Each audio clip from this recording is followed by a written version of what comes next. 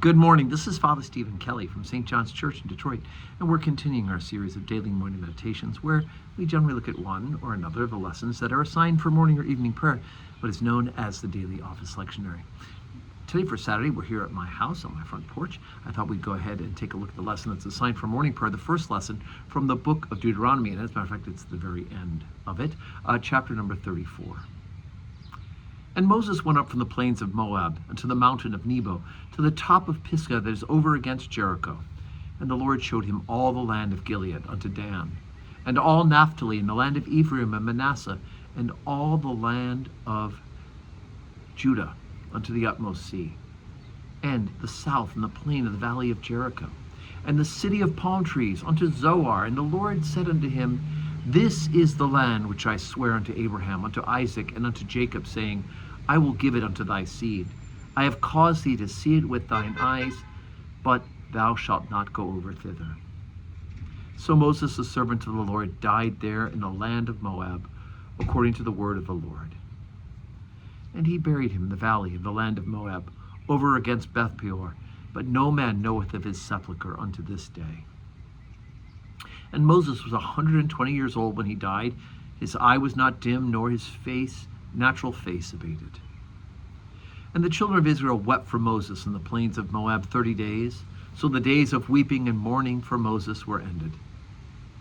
And Joshua, the son of Nun, was full of the spirit of wisdom, for Moses had laid his hands upon him, and the children of Israel hearkened unto him, as did the Lord commanded Moses.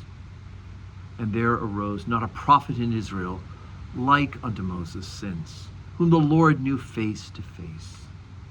And all the signs and wonders which the Lord sent him to do in the land of Egypt, to Pharaoh, and to all his servants, and to all his land. And all that mighty hand, and all great terror which Moses showed in the sight of all Israel. Apparently somebody needs to honk on their entire way down my street. Very interesting. So there it is. But anyway, so we had the end of the earthly life of Moses. And as a matter of fact, there is a tradition that, in fact, Moses, like we believe about Mary in some of the church teaching, was taken up into heaven at the end of his death. Now, of course, Deuteronomy says that he was buried, and to this day we don't know where his sepulchre were, which is interesting because we know where the burial places of Abraham, Isaac, and Jacob are, and those things are held reverent and revered in Israel, and yet we don't know where Moses was buried. So I find that very interesting.